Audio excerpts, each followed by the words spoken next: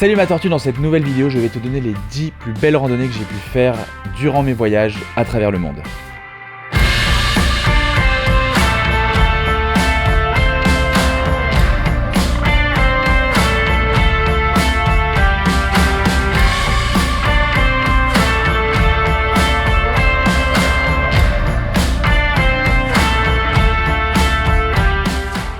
Vous êtes 10 000 abonnés sur ma chaîne YouTube, c'est un truc de dingue. Ça fait longtemps que j'attendais ce moment, je ne pensais pas qu'il allait arriver aussi vite. Et vous êtes bientôt 50 000 à avoir visionné mon film Seul en Islande en 3 semaines. C'est un truc de fou. Merci, vous avez été aussi des centaines à me laisser un commentaire sous le film. D'ailleurs, je vous ai répondu à toutes et à tous, j'en ai pas oublié un. On a beau se démener, on essaie de faire un maximum de travailler par passion. Et quand on voit notre travail récompensé, il n'y a rien de plus beau. D'ailleurs, je prévois une nouvelle aventure pour cet été, je ne sais pas encore si c'est réalisable et je vous en parle très rapidement dès que c'est un peu plus concret. Durant plusieurs années à voyager à travers le monde, j'ai pu marcher. Beaucoup marcher, d'ailleurs c'est grâce à mes voyages que j'ai découvert cette passion qu'est la randonnée. Et j'en ai pu faire de très belles de ces randonnées. Que ce soit en Asie, en Amérique latine ou encore en France, j'ai pu découvrir des paysages aussi différents les uns les autres que magnifiques. Marcher au milieu de nulle part, sentir le sol sous ses pieds, être perdu dans ses pensées et juste avancer à son rythme.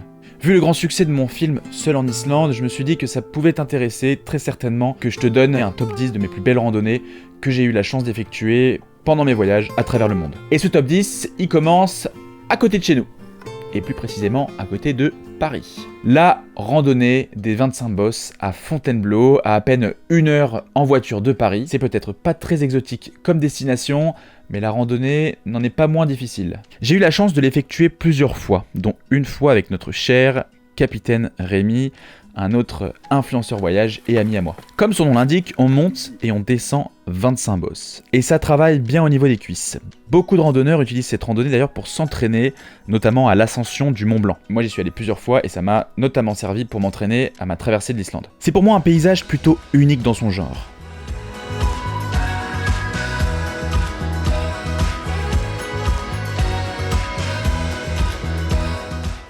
À Fontainebleau, il y a du sable blanc partout, provenant de gisements de silice. Partons maintenant un peu plus loin, au Mexique, et plus particulièrement dans les profondeurs de sa jungle de Palenque. Là, on change totalement de décor. On marche en plein milieu de la jungle, accompagné de ses lianes et des cris des singes hurleurs. La chaleur y est étouffante et on suit de grosses gouttes. Mais le spectacle est surprenant, car ce n'est pas une simple randonnée. Palenque est une cité maya, et un des sites les plus impressionnants de cette culture. Sur la zone qui a été découverte, on peut visiter les temples qui représentent 2,5 km², mais on estime avoir exploré moins de 10% de la superficie totale de la cité. Il reste encore plus de 1000 structures couvertes par la forêt. T'imagines, c'est immense! Eh bien, il est possible, de préférence accompagné d'un guide, de randonner à l'intérieur de cette jungle et partir à la découverte de temples encore non découverts et ensevelis par de gigantesques arbres, racines et lianes. Et en plus, si le guide est cool, tu peux lui demander de dormir chez lui. Enfin, ça ne faisait pas du tout partie du tour, j'ai juste eu le culot de lui demander et il a gentiment accepté. Alors le soir, je suis allé dormir dans son village, coupé de tout en plein milieu de la jungle. Là-bas, pas d'eau courante, alors fallait se baigner directement dans le petit ruisseau du village. C'était une expérience incroyable. Plus au sud maintenant, je vous emmène en Amérique latine et plus précisément au Pérou. Alors, vous avez très certainement dû entendre parler d'une des plus belles randonnées du monde qui se trouve au Pérou, et plus précisément l'Inca Trail, qui part de Cusco environ jusqu'à le Machu Picchu. Mais dans cette vidéo, je ne vais pas te parler de cette randonnée.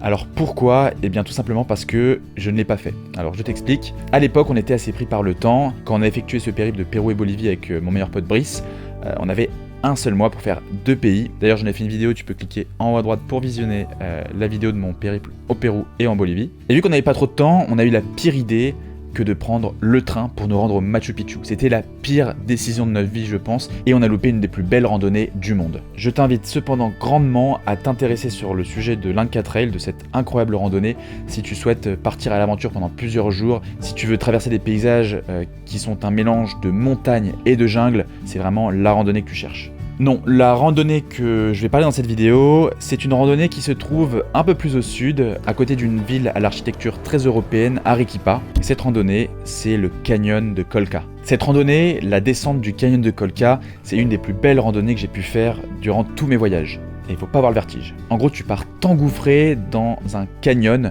et c'est le second plus grand canyon du monde. Et là-bas, on peut y admirer un magnifique spectacle en particulier, c'est la descente des magnifiques condors qui, tout en profitant du courant ascendant, passent à seulement 10 mètres de nos têtes.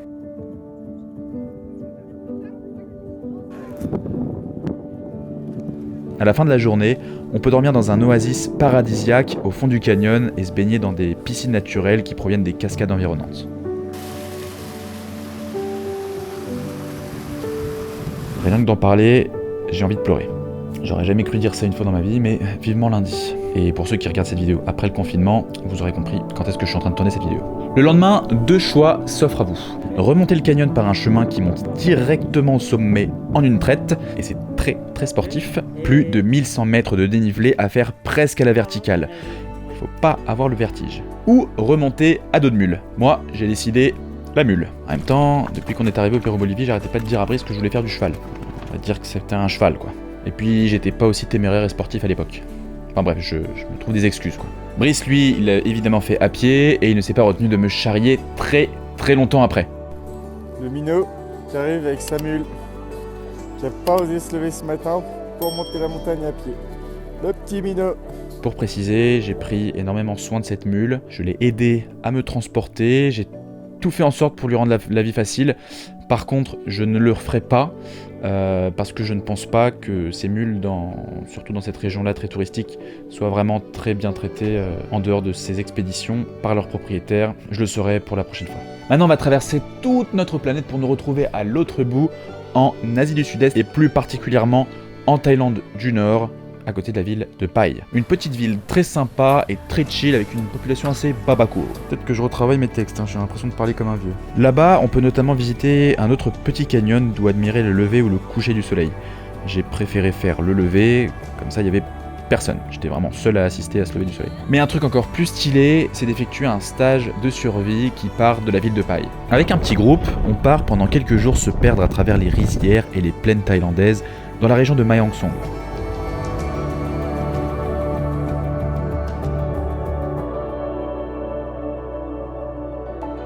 La particularité de cette randonnée, c'est qu'on revient avec des connaissances de survie.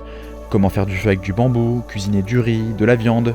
Moi qui sais à peine faire des pâtes bolo, c'est vraiment enrichissant. Le soir venu, on a visité une étrange grotte avec plein d'araignées dedans et dormi dans un village local où j'ai eu ma première grande blessure de guerre en m'ouvrant le nez avec le bouchon d'une bouteille de bière qui a sauté un peu trop fort. Je crois que j'en ai encore la marque.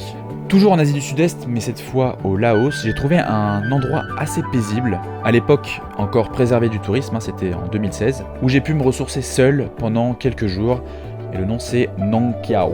Je sais pas si je le prononce bien, mais je te l'écris là. Pour 3 €, on peut se louer un petit bungalow avec une vue sur la rivière en contrebas et les montagnes environnantes. J'en ai profité pour louer un canoë et remonter cette rivière. Mais le vrai spectacle se trouve au sommet de 2 montagnes. L'une, Nong Non,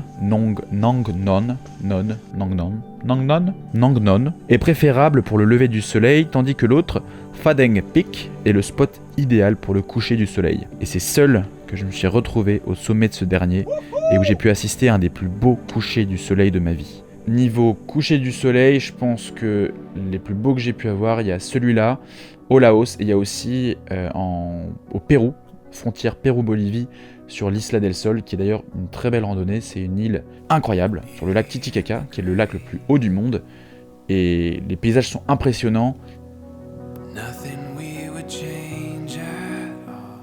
Rendons-nous maintenant chez le voisin du Laos, le Vietnam. Généralement, quand tu vas au Vietnam et que tu parles de randonnée, les touristes n'ont qu'un seul mot à la bouche, c'est Sapa. On l'entend vraiment dans toutes les bouches, et je trouve ça dommage de se limiter uniquement à cette randonnée ultra touristique qu'est Sapa. Si tu veux te retrouver avec des dizaines de groupes de touristes et des gîtes complètement remplis, fais-toi plaisir. Moi j'avais un peu de temps, donc je me suis renseigné et j'ai trouvé un spot à quelques kilomètres de Sapa, donc toujours dans la même région, qui était tout aussi bien, voire même mieux, et qui s'appelle Bakka. Et vu que c'est juste à côté, on a exactement les mêmes paysages, sans les touristes. Après, j'y suis allé en 2016, donc peut-être que d'ici là, c'est devenu un peu plus touristique. Mais je me rappelle que j'en garde un très bon souvenir. J'ai eu la chance de marcher à travers des montagnes, de petits villages complètement perdus, habités par des nombreuses ethnies du pays, et de fabuleuses rizières. En plus d'être presque seul, j'ai eu la chance de tomber sur une guide exceptionnelle, Za, qui nous a fait visiter, à moi et une amie québécoise rencontrée pendant mon voyage, sa région, en nous emmenant dormir chez l'habitant avec qui on a pu trinquer avec l'alcool de riz local, fumer leur sorte de grosse chicha faite avec du bambou, ou encore visiter un marché d'animaux où ils exposent leurs buffles comme s'ils exposaient des voitures. C'est la voiture d'exposition quoi. C'était impressionnant. Elle nous a même invités à manger chez elle avec ses enfants et on allait pêcher au filet dans le lac d'à côté avec son mari. Passons maintenant à un magnifique pays, la Birmanie, qui ne s'appelle d'ailleurs plus la Birmanie depuis plusieurs années, mais le Myanmar. D'ailleurs, je t'invite à regarder mon reportage sur les guerres en Birmanie. J'ai pu me rendre directement au front de la guerre en Birmanie entre les rebelles de différents États. Il y a 2 choses que j'ai énormément aimées avec ce pays qu'est le Myanmar. 1. Le sourire des habitants, et 2.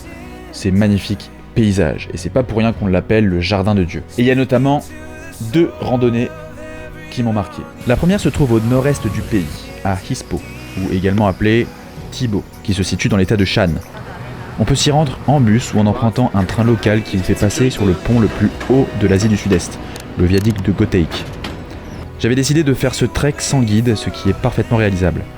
On se promène entre les montagnes et les rizières environnantes, puis, arrivé dans un petit village sur la route, j'ai tout simplement demandé à la première personne que je croisais si elle voulait bien m'héberger, et elle a tout de suite accepté. Moyennant évidemment un peu de sous. J'étais avec mon pote Brice à l'époque, on a dormi à même le sol dans une petite maison très simple. Et le plus jeune de la famille s'est pour l'occasion transformé en guide et nous a fait visiter les moindres recoins de son village. Pendant le trajet, il ne faut pas être surpris de croiser le chemin de rebelles armés, mais pas d'inquiétude, ils sont très aimables avec les touristes. La deuxième randonnée dont je vais te parler en Birmanie, c'est une des plus célèbres, voire même la plus célèbre en Birmanie, c'est la randonnée du lac Inle qui est faisable en plusieurs jours, accompagné ou non d'un guide. Le sens le plus commun est de partir de la ville de Kalau. Après avoir traversé de somptueux paysages et dormi dans des villages locaux, on arrive alors au lac d'Inle, où j'ai eu la chance de croiser la route des célèbres pêcheurs birmans qui pagaient avec leurs jambes. Cette randonnée fait donc évidemment partie de mon top 3.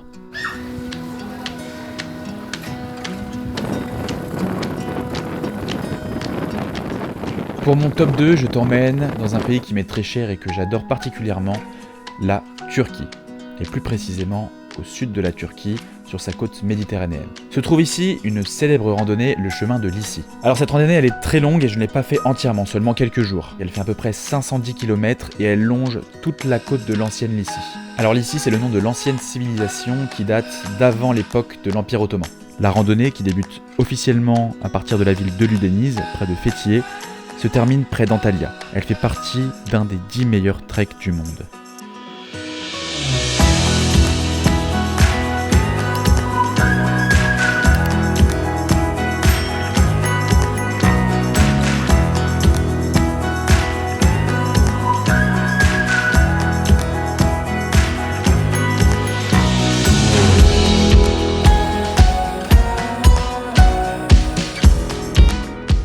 Et pour terminer, mon top 1 des randonnées que j'ai pu effectuer, je pense que tu l'as deviné, c'est l'Islande. Et notamment, le périple que j'ai pu effectuer, c'est la traversée nord-sud de l'Islande. Cette traversée nord-sud, ou sud-nord, on peut choisir, elle fait environ 400 km.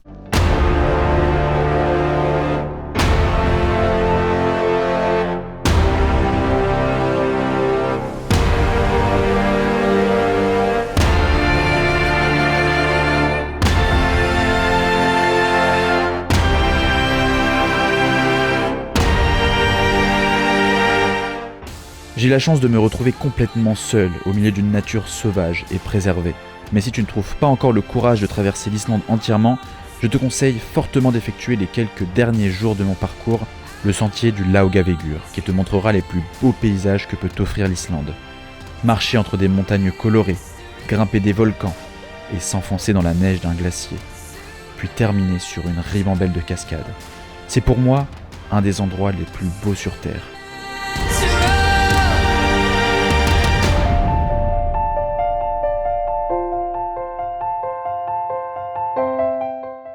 Si tu viens de débarquer sur cette vidéo et que tu ne me connaissais pas avant, pour information, donc j'ai fait un film d'environ 73 minutes, de 1h13, sur la totalité de ma traversée nord-sud de l'Islande. J'en ai fait un film qui traite aussi de l'impact du réchauffement climatique sur les glaciers islandais, et je t'ai mis le lien ici, t'as juste à cliquer pour visionner le film. D'ailleurs, je pense que ça va beaucoup t'intéresser, mais je suis en train actuellement de préparer un e-book, donc un livre digital, où je vais te donner un peu plus de détails sur ma préparation de ce périple, notamment en te donnant par exemple mes itinéraires et mon équipement, etc., etc. Comme ça, si un jour toi aussi tu veux te lancer, tu auras toutes les cartes en main. Si tu veux être au courant de la sortie de mon e-book, je t'invite à aller dans la description de cette vidéo et de cliquer sur le lien pour rejoindre la communauté de la Tortuga. En fait, c'est un peu ma newsletter, j'envoie très rarement des mails et ça te donnera aussi accès à mon groupe Facebook privé, la communauté de la Tortue.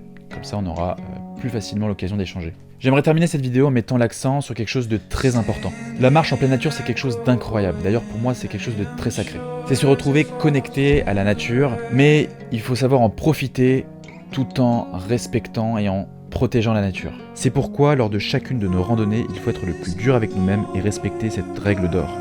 Ne laisser aucune trace de notre passage. Quand tu marches, retourne-toi régulièrement. Il faut qu'on ait l'impression, littéralement, que tu ne sois jamais passé par là. Comme une ombre. J'espère que cette vidéo t'a plu. Moi, en ce moment, je suis en train de chercher une nouvelle aventure à faire pour cet été. Alors, en France pour commencer, parce qu'avec tout ce qui nous arrive en ce moment, je pense pas qu'on va pouvoir quitter le pays avant longtemps. Alors si tu as des idées à me proposer, je t'invite à les écrire en commentaire de cette vidéo. Je vais vraiment toutes les lire parce que je pense que ça va beaucoup m'inspirer. Donc toute idée est la bienvenue et ça se trouve, un des commentaires sera sélectionné en fait, et puis je partirai faire une de ces aventures que toi tu m'auras proposé. Avant de partir, n'oublie surtout pas de cliquer sur le petit pouce bleu, c'est très important pour aider ma vidéo à être référencée sur YouTube, c'est pour l'algorithme YouTube. Évidemment de t'abonner si ce n'est pas déjà fait, de cliquer sur la petite cloche pour activer les notifications et être au courant de la sortie de ma prochaine vidéo. Sur ce, on se dit à la semaine prochaine pour une nouvelle vidéo qui t'emmènera voyager au bout du monde. La première randonnée que nous avons effectuée fut l'ascension du Path of Glencoe. Tralala. Ce fut une ascension assez difficile, mais qu'est-ce que j'ai été sublimé par une vue unique sur les montagnes et les régions environnantes. C'était magnifique.